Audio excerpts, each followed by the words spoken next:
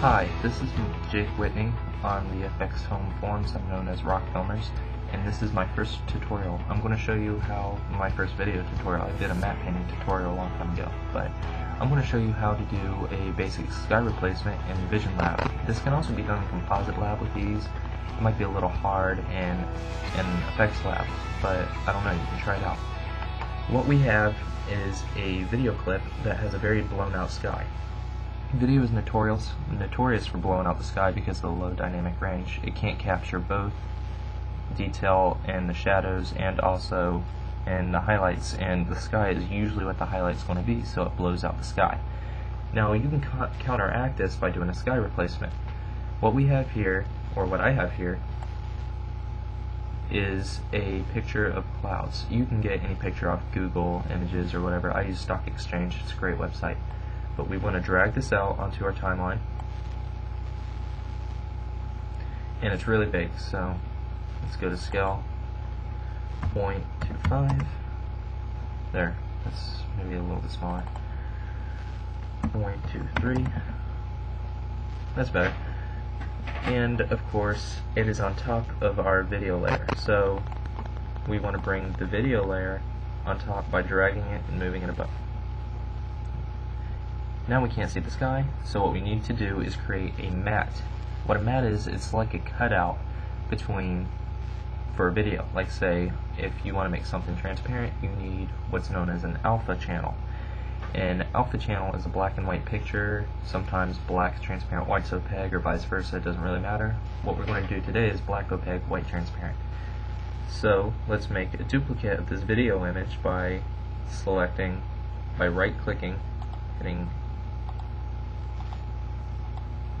Okay, come on.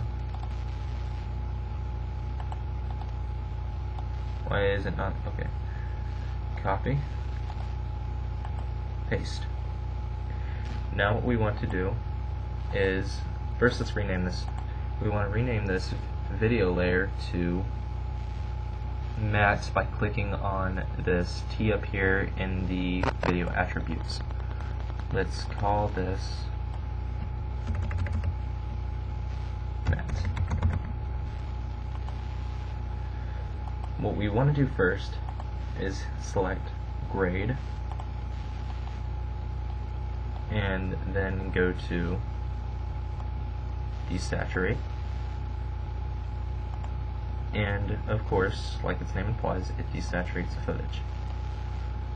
Then we want to use levels. Personally, I prefer levels over Contrast Pro because it gives you a lot more control. I don't know if Composite Lab has levels, but I know it has Contrast Pro, and I know FX Lab has neither, or at least I'm pretty sure it doesn't have Contrast Pro. So if you have FX Lab, this is really hard to follow along with, but let's just do it. We want to raise the minimum point, which is the black, really high. What that did was basically make anything that's not the sky black and the sky white or almost white. You have a little bit of gray area. Now you can overcome that by dropping the maximum point.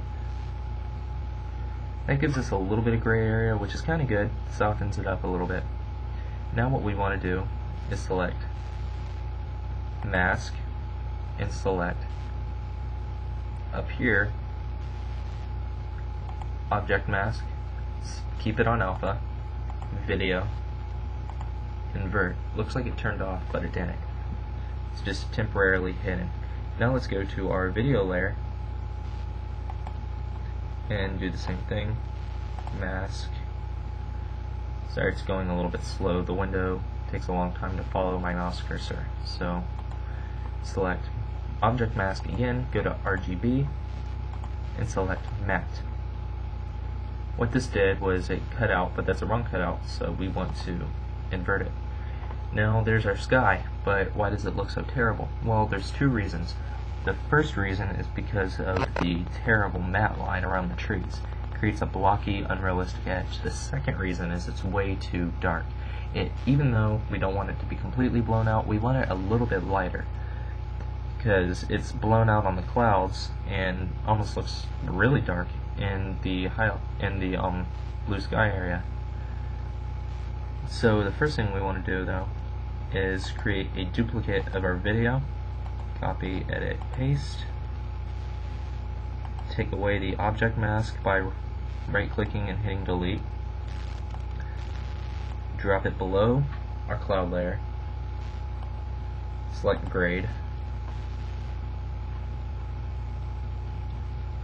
It's under project overview right now. If it goes really big, it's because it's not.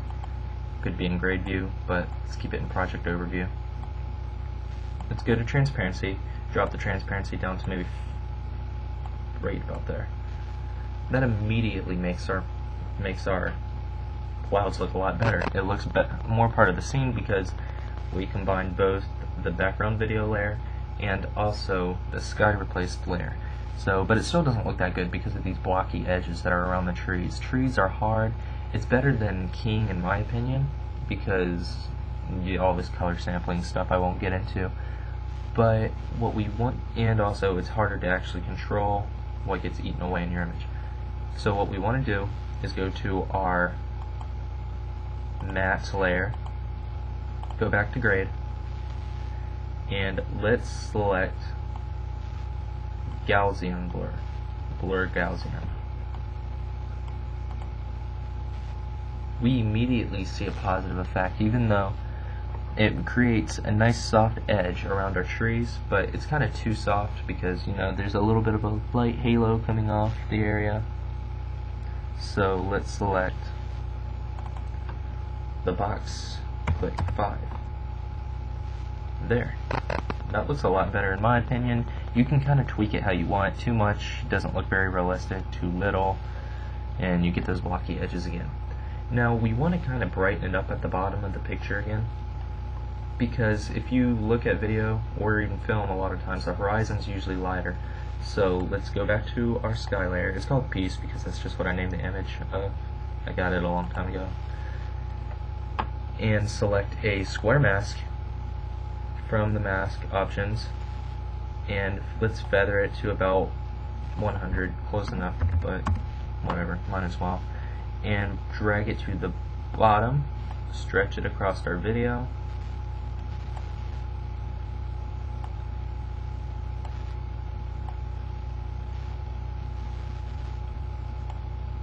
There. Now to see, just kind of deselect the mask.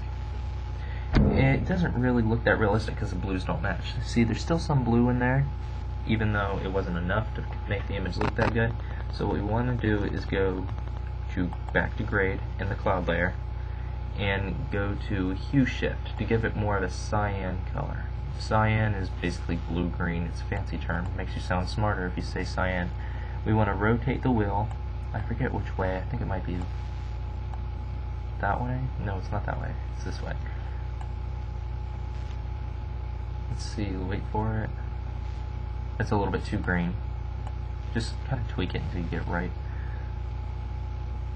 Takes a while. There we go. They basically match right there. Might want to drop the transparency down a little bit more. There, that looks pretty good. You have these nice clouds up in here, and it looks like they kind of just grow out of these clouds. I don't know if that's what would happen in real life with clouds, but sure, looks good. Also might want to adjust the mask a little bit more, kind of bring it down, give it a not too far away from the horizon, just to make it look nice. There, I think that looks pretty good. You can tweak it however you want. I think this looks pretty much what I want right here. Zoom out so you can see the whole picture. And let's see, we can slice this up by putting an overall look layer on. It's not really necessary for this tutorial, but it's fun, so let's do it anyway. Go to Grade Object, and I made this preset called Sky City. It's for my upcoming short film that I hope to shoot within the month and release whenever. Of course, I've said that about many short films and I never did, but I promise you, this one will get made. Let's drag the Sky City preset over, and there. Doesn't that look really good? I know, I'm very proud of it. Maybe should upload it to the preset library sooner or later. That looks really good, I think. Actually, it came out really nice. You have these nice clouds in here. It's not completely blown out anymore. To get it before and after, let's turn off the cloud layer. There. Oops, I turned it back on and off. Vision Lab runs slow when you have 20 programs up. I have too many up. But there's our before footage with the grading. Turn the grading off. There's our ugly before footage and our beautiful after footage and our gorgeous after grading footage. Okay, I hope you enjoyed my first tutorial, and I'll hopefully be making more in the near future on, who knows, matte painting, keying, good keying, bad keying, I don't know.